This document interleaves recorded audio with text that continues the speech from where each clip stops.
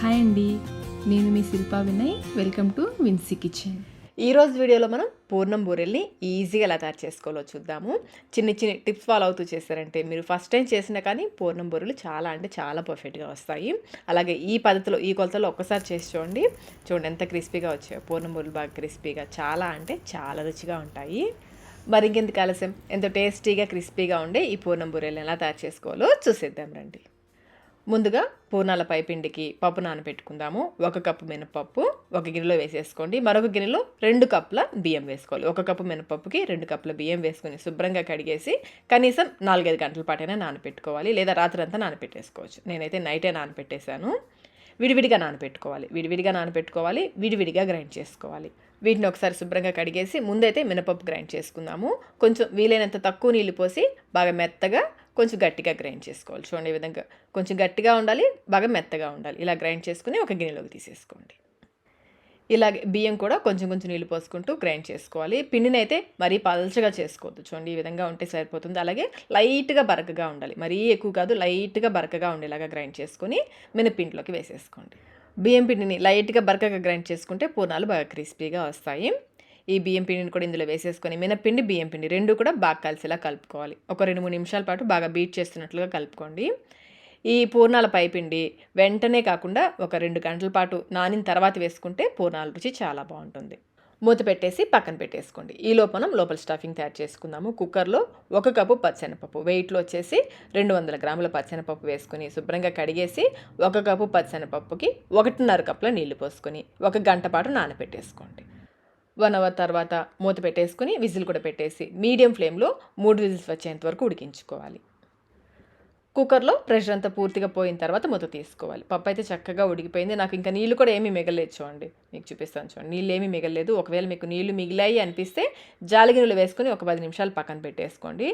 నీళ్ళు వడారిన తర్వాత కుక్కర్లో వేసేసుకుని లైట్గా మ్యాష్ చేసుకోండి. నాకు ఇంకా నీళ్ళే మిగలేదు కాబట్టి నేను ఇంకా జాలిగిన్నెలో వేయట్లేదు, డైరెక్ట్గా మ్యాష్ చేసేస్తున్నాను. లైట్గా మ్యాష్ చేసేసుకొని ఇందులోనే వేడిగా ఉన్నప్పుడు ఇందులోనే 1 కప్పు తురిమిన బెల్లం వేసుకోవాలి. ఇది వెయిట్లో వచ్చేసి 150 గ్రాముల బెల్లం. మీరు తీపి ఎక్కువ తినే వాళ్ళైతే 200 గ్రాముల వరకు వేసుకోవచ్చు, అంటే ఒక 1/4 కప్పు బెల్లం ఎక్కువ వేసుకోవచ్చు. బెల్లం ఇంకా పప్పు 2 కూడా బాగా కలిసేలా కలిపేసుకుని స్టవ్ పైన పెట్టేసుకోండి. ఇప్పుడు ఫ్లేమ్ని లో మీడియంలో పెట్టేసి బెల్లం గడ్డలు ఏమైనా ఉంటే మ్యాష్ చేసుకుంటూ ఉడికించుకోవాలి. వేడికి బెల్లం కరిగి చూడండి ఈ విధంగా పలచబడుతుంది. దీన్ని మధ్య మధ్యలో కలుపుకుంటూ కొంచెం దగ్గర పడేంత వరకు ఉడికించుకోవాలి.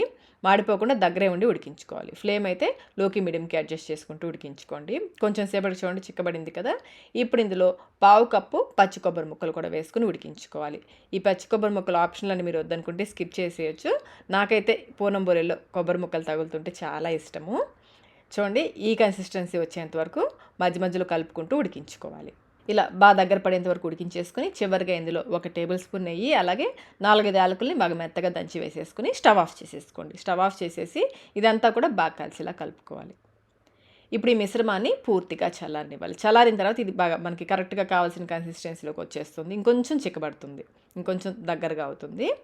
పూర్తిగా చల్లారిన తర్వాత దీన్ని మనం ఉండలు చేసుకుందాము. చేతికి కొంచెం నెయ్యి రాసుకుని కొంచెం కొంచెం ఈ మిశ్రమాన్ని మీకు పూర్ణం బూరెలు ఏ సైజు కావాలో దానికి తగ్గట్టుగా కొంచెం కొంచెం పిండిని తీసుకుని బాల్స్ లాగా చేసుకోవాలి. నేనైతే ఈ సైజ్ బాల్స్ చేస్తున్నాను. ఈ సైజు నాకైతే 1 కప్పు అంటే 200 గ్రాముల పచ్చెనపప్పుకి 21 బాల్స్ వచ్చాయి. దానికి తగ్గట్టుగా మీరు పప్పు వేసుకోండి. ఈలోపు పిండి కూడా లైట్గా పులుసుంటుంది. ఈ విధంగా పిండి కొంచెం లైట్గా పులిస్తే పూర్ణాల రుచి చాలా బాగుంటుంది. చప్పగా లేకుండా కమ్మగా ఉంటాయి పూర్ణాలు. ఇప్పుడు ఈ పిండిలో నుంచి కొంచెం పిండిని ఒక చిన్న గిన్నెలోకి తీసుకోండి. కావాల్సినంత పిండి తీసుకుని ఇందులో కొంచెం సాల్ట్, అలాగే 1 టేబుల్ స్పూన్ పంచదార కూడా వేసుకోండి. నేను కొంచెం నీళ్లు పోస్తున్నాను, పిండి కొంచెం గట్టిగా అనిపిస్తుంది. కొంచెం నీళ్ళు అయితే ఎక్కువ పోసుకోవద్దండి, అవసరం అనుకుంటేనే వేసుకోండి. పిండి అయితే కొంచెం చిక్కగానే ఉండాలి. అలాగే ఇందులో మనం పంచదార వేసాం కదా, దానివల్ల పూర్ణాలు బాగా ఎర్రగా వస్తాయి, టేస్ట్ కూడా చాలా బాగుంటాయి. ఇంక ఇందులో వంట సోడా కూడా అవసరం లేదు. మనం 2 గంటల పాటు పిండిని నానబెట్టాం కాబట్టి వంట సోడా అవసరం లేదు.